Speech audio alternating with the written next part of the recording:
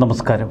മലയാളി വാർത്ത ഇൻസൈഡിലേക്ക് സ്വാഗതം. കഴിഞ്ഞ കുറച്ച് ദിവസങ്ങളായി ഇസ്രായേൽ നിയന്ത്രണത്തിലുള്ള തെക്കൻ ഗാസയിലെ റാഫ തുരങ്കങ്ങളിലകപ്പെട്ട ഹമാസ് ഭീകരരുടെ കാര്യം നമ്മൾ ചർച്ച ചെയ്യുന്നു. ഇസ്രായേൽ നിയന്ത്രണത്തിലുള്ള മേഖലയിലെ തുരങ്കങ്ങളിൽ ഏകദേശം 200ഓളം ഹമാസ് ഭീകരരാണ് കുടുങ്ങിയത്. തുരങ്കങ്ങൾ തങ്ങൾ ബോംബിട്ട് തകർക്കുമെന്ന ഇസ്രായേൽ ഭീഷണി ഒരു വശത്ത്, മറുവശത്ത് ജീവൻ രക്ഷിക്കാൻ വേണ്ടിയുള്ള ഹമാസ് ഭീകരരുടെ പരക്കം പാച്ചിൽ. ഇതിനിടയിൽ റഫ മേഖലയിലുള്ള ഇസ്രായേൽ സൈനികരിൽ 3 പേരെ ഹമാസ് കൊലപ്പെടുത്തി. ഇതേ തുടർന്ന് മുന്നിൽപ്പെടുന്ന ഹമാസ് ഭീകരരെ വധിക്കും എന്ന നിലയിലായി ഇസ്രായേൽ സൈന്യം. തുരങ്കങ്ങളിലകപ്പെട്ട 200ഓളം ഹമാസ് ഭീകരർ പലപ്പോഴായി പുറത്തുവന്നു.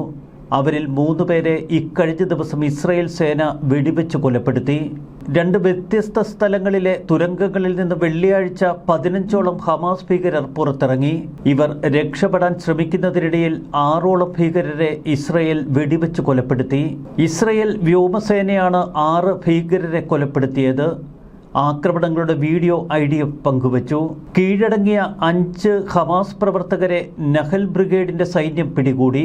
ഇവരെ ഷിൻബെറ്റ് ചോദ്യം ചെയ്യുന്നുവെന്ന് ഇസ്രായേൽ വ്യക്തമാക്കി. ചോദ്യം ചെയ്യലിനായി ഇവരെ ഇസ്രായേലിലേക്ക് കൂട്ടിക്കൊണ്ടുപോയി. ഹമാസ് തുരങ്കങ്ങളിൽ എത്ര ഹമാസ് ഭീകരർ ഒളിച്ചിരിപ്പുണ്ട് എന്ന് പരിശോധിക്കലാണ് തങ്ങളുടെ പ്രഥമ ദൗത്യമെന്ന് ഇസ്രായേൽ പറയുന്നു. അതുകൊണ്ട് തന്നെ ഇവരുടെ ചോദ്യം ചെയ്യൽ ഏറെ നിർണായകമായിരിക്കും. IDF കസ്റ്റഡിയിലുള്ള 4 ഹമാസ് പ്രവർത്തകർ ഒരു കവചിത വാഹനത്തിന് സമീപം കൈകൾ പിന്നിൽ കെട്ടിയിട്ടിരിക്കുന്ന തലത്തിൽ ഇരിക്കുന്ന ചിത്രങ്ങൾ ഇതിനിടയിൽ ഇസ്രായേൽ പുറത്തുവിട്ടു. തുരങ്കങ്ങളിൽ നിന്ന് ഹമാസ് തീവ്രവാദികൾ രക്ഷപ്പെടാൻ ശ്രമിക്കുന്നതിൻ്റെ ദൃശ്യങ്ങൾ ഇസ്രായേൽ പുറത്തുവിട്ടു. ഹമാസ് തോക്കുധാരികളാണ് തുരങ്കങ്ങളിൽ നിന്ന് രക്ഷപ്പെടാൻ ശ്രമിക്കുന്നത്. ഏതെങ്കിലും തരത്തിൽ ഹമാസ് തുരങ്കങ്ങളിൽ നിന്ന് രക്ഷപ്പെടാൻ ഹമാസ് ഭീകരർ ശ്രമിച്ചാൽ അവരെ വധിക്കുമെന്ന് ഇസ്രായേൽ പറയുന്നു. ആകാശത്തു നിന്നും നിലത്തു നിന്നും പ്രദേശം സ്കാൻ ചെയ്യൽ തുടരുകയാണ് എന്ന് ഇസ്രായേൽ. ഇക്കഴിഞ്ഞ ഒക്ടോബറിൽ നിലവിൽ വന്ന വെടിനിർത്തൽ, എന്നാൽ അതിനുശേഷം അതിശക്തമായ ആക്രമണങ്ങൾ പലപ്പോഴും ഇസ്രായേലിൻ്റെ ഭാഗത്തു നിന്ന് ഹമാസിന് നേർക്കുണ്ടായി. ഹമാസിനെ പൂർണ്ണമായി നിരായുധീകരിക്കണമെന്ന ആവശ്യമാണ് ഇസ്രായേൽ ലോകത്തിന് മുന്നിൽ ഉയർത്തിയിരിക്കുന്നത്. ഹമാസിനെ പൂർണ്ണമായി നിരായുധീകരിക്കുകയും ഗാസയെ ഒരു അന്താരാഷ്ട്ര സൈന്യത്തിന് കീഴിലാക്കുകയും ചെയ്യുക എന്ന ദീർഘകാല പദ്ധതിയാണ് അമേരിക്ക വിഭാവനം ചെയ്തത്. ഇതിന് UN അംഗീകാരം നേടിയെടുക്കാനും അമേരിക്കയ്ക്ക് കഴിഞ്ഞു.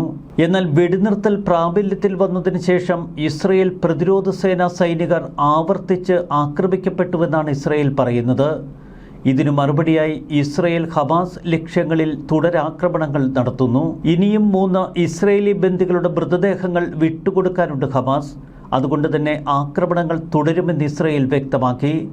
ഇസ്രായേൽ നിയന്ത്രണത്തിലുള്ള മേഖലയിലാണ് ആക്രമണങ്ങൾ കടുപ്പിച്ചിരിക്കുന്നത്.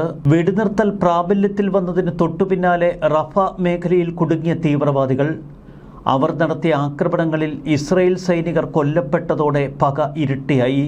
ഹമാസിന്റെ നിയന്ത്രണത്തിലുള്ള ഗാസ ആരോഗ്യ മന്ത്രാലയത്തിന്റെ കണക്കനുസരിച്ച് ഈ വെടിനിർത്തൽ കാലയളവിൽ ഇസ്രായേലിന്റെ ആക്രമണങ്ങളിൽ 312 പേർ കൊല്ലപ്പെട്ടുവെന്നാണ് ഔദ്യോഗിക കണക്ക്.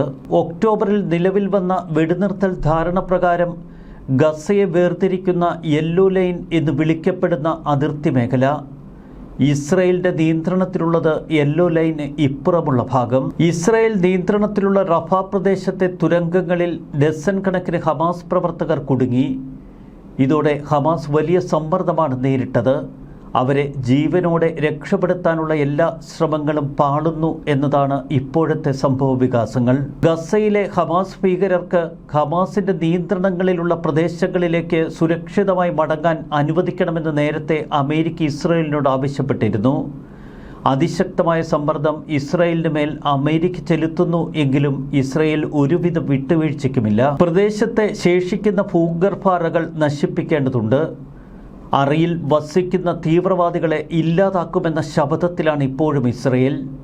IDF റഫയിൽ ഒരു കേന്ദ്രീകൃത ശ്രമം നടത്തിവരികയാണ് എന്നവർ വിശദീകരിക്കുന്നു. ഗസ മുനമ്പിലെ തുരങ്കങ്ങളുടെ വ്യാപ്തി ലോകത്തെ ബോധ്യപ്പെടുത്തുകയാണ് ഇപ്പോഴും ഇസ്രായേൽ.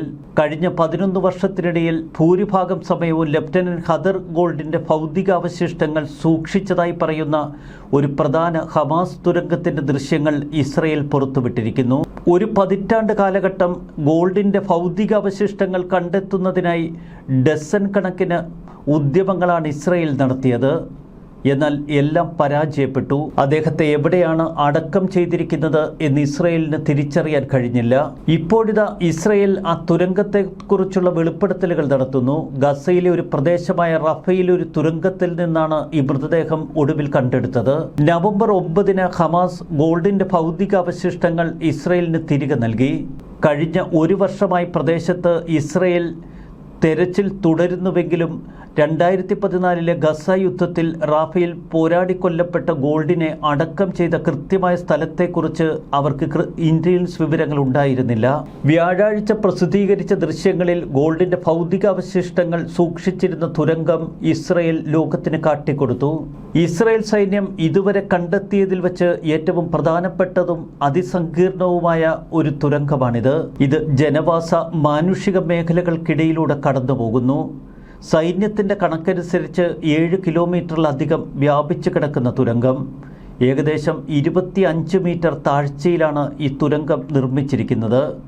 80ഓളം പ്രത്യേക മുറികൾ തുരങ്കത്തിൻ്റെ വിവിധ ഭാഗങ്ങളിലായി അവർ തയ്യാറാക്കി. ഇതിൽ ഹമാസ് പ്രവർത്തകർ ദീർഘകാലത്തേക്ക് ഒളിച്ചിരിക്കാനും ആയുധങ്ങൾ സൂക്ഷിക്കാനും ആക്രമണങ്ങൾ നടത്താനുമുള്ള സംവിധാനങ്ങൾ. മെയ് മാസം ഹമാസിന്റെ ഉന്നത നേതാവ് മുഹമ്മദ് സിൻവാറിനൊപ്പം കൊല്ലപ്പെട്ട ഹമാസ് റഫ ബ്രിഗേഡിന്റെ മുൻ കമാൻഡർ മുഹമ്മദ് ഷവാന് ഉൾപ്പെടെയുള്ള മുതിർന്ന ഭീകര കമാൻഡർമാർ ഒളിച്ചിരുന്നത് ഇതേ തുരങ്കത്തിലാണ് എന്ന് ഇസ്രയേൽ കണ്ടെത്തി. കമാൻഡ് പോസ്റ്റുകളായി ചില മുറികൾ അവർ പ്രവർത്തിപ്പിച്ചു. ഗസയിലെ സിവിലിയന്മാരെ മനുഷ്യ കവചങ്ങളായി ഉപയോഗപ്പെടുത്തിയാണ് ഇത്തരം തുരങ്കങ്ങൾ അവർ പ്രവർത്തിപ്പിച്ചിരുന്നത്.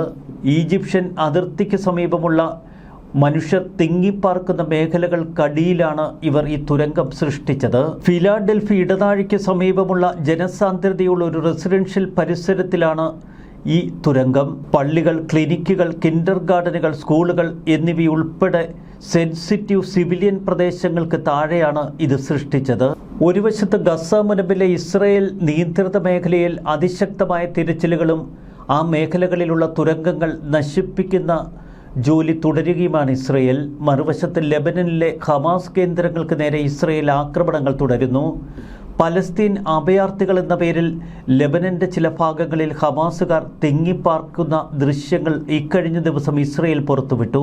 ഹമാസിനെ ലക്ഷ്യമിട്ടാണ് ലെബനനിലെ പല മേഖലകളിലും തങ്ങൾ ആക്രമണങ്ങൾ നടത്തുന്നത് എന്ന് ഇസ്രയേൽ പറയുന്നു. വ്യാഴാഴ്ച ഗസ മുനമ്പിൽ നടന്ന വ്യോമാക്രമണത്തിൽ ഹമാസിന്റെ നാവികസേനാ മേധാവിയും മുമ്പ് ഇസ്രയേലികളെ ബന്ദികളാക്കിയ മറ്റൊരു ഭീകരനും കൊല്ലപ്പെട്ടു. സൈന്യവും ഷിൻബെറ്റ് സുരക്ഷാ ഏജൻസിയും സംയുക്തമായി നടത്തിയ ആക്രമണമായിരുന്നു അത്. ഹമാസിന്റെ അടിസ്ഥാന സൗകര്യങ്ങൾ ലക്ഷ്യമിട്ട് ഇസ്രയേൽ കൂടുതൽ വ്യോമാക്രമണങ്ങൾ തുടരുന്നു. വ്യാഴാഴ്ച തെക്കൻ ഗസയിലെ ഖാൻ യൂനിസ് പ്രദേശത്ത് നിലയുറപ്പിച്ചിരുന്ന ഇസ്രയേൽ സൈന്യത്തിന് നേരെ ഭീകരവാദികളുടെ വെടിവെപ്പ് നടന്നു. മറുപടിയായി ഇസ്രയേൽ പ്രതിരോധ സേന ഹമാസ് ലക്ഷ്യങ്ങളിൽ തുടർച്ചയായ ആക്രമണവും നടത്തി. ഈ ആക്രമണങ്ങളിലാണ് ഹമാസ് നാവികസേനാ മേധാവി അബ്ദുള്ള അബു ഷമാലയും നിബ്രോത്ത് കോഹൻ, ഡേവിഡ് കോരിയോ, മറ്റ് ബന്ദികൾ എന്നിവരെ ഗസയിൽ ബന്ദികളാക്കിയതിൽ പങ്കെടുത്ത ഹാദി അബു മുസ്തഫയും കൊല്ലപ്പെട്ടതായി IDFും ഷിൻബെറ്റും പ്രഖ്യാപിച്ചത്. ഹമാസിന്റെ മുതിർന്ന കമാൻഡറായിരുന്നു അബു ഷമല. വർഷങ്ങളായി ഭീകര ഗ്രൂപ്പിന്റെ നാവികസേനയിൽ വിവിധ സ്ഥാനങ്ങൾ വഹിക്കുന്നു. ഇസ്രയേൽ ബന്ദികളെ പിടിച്ചുവെച്ചതിന് പുറമെ ഹമാസിന്റെ ഖാൻ യൂനിസ് ബ്രിഗേഡിൽ തുരങ്കം കുഴിക്കുന്നതിനും അബു മുസ്തഫ ഉത്തരവാദിയാണ് എന്ന് സൈന്യവും ഷിൻബെറ്റും പറയുന്നു. ഇതിനിടയിൽ ഖാൻ യൂനിസ് പ്രദേശമായ ബാനി സുഹൈലയിലെ ഒരു വീടിന് നേർക്കുണ്ടായ വ്യോമാക്രമണത്തിൽ ഒരു ശിശു ഉൾപ്പെടെ 3 പേർ കൊല്ലപ്പെട്ടു, 15 പേർക്ക് പരിക്കേറ്റു. ഇസ്രയേൽ ഹമാസ് യുദ്ധത്തിൽ പ്രധാന മധ്യസ്ഥത വഹിച്ച ഖത്തർ പറയുന്നു, ഗസ മുനമ്പിലെ ഇസ്രയേൽ അധിനിവേശത്തിന്റെ ക്രൂരമായ ആക്രമണങ്ങളാണ് ഇപ്പോൾ തുടരുന്നത്. വെടിനിർത്തൽ കരാറിനെ ദുർബലമാക്കുന്ന അപകടകരമായ ആക്രമണങ്ങൾ ഇസ്രയേൽ തുടരുന്നുവെന്ന് ഖത്തർ. ഇസ്രയേൽ നടത്തുന്ന ആക്രമണങ്ങൾ അവസാനിപ്പിക്കാൻ സമ്മർദ്ദം ചെലുത്തണമെന്ന് ഹമാസ് അമേരിക്കൻ പ്രസിഡന്റ് ഡൊണാൾഡ് ട്രംപിനോട് ആവശ്യപ്പെട്ടു. ആഴ്ചകൾ നീണ്ടു നിൽക്കുന്ന വെടിനിർത്തലിന്റെ മറ്റ് അന്താരാഷ്ട്ര മധ്യസ്ഥരോടും ഹമാസ് ഇതുതന്നെയാണ് ആവശ്യപ്പെടുന്നത്. എന്നാൽ വെടിനിർത്തൽ ലംഘനമുണ്ടായത് ഹമാസിന്റെ ഭാഗത്തു നിന്നാണ്. അതുകൊണ്ട് തന്നെ തങ്ങൾ വിട്ടുവീഴ്ചയ്ക്കില്ല എന്ന് ഇസ്രയേൽ നിലപാടെടുത്തു. ഹമാസിനെ പൂർണ്ണമായി നിരായുധീകരിക്കുകയാണ് തങ്ങളുടെ ലക്ഷ്യം.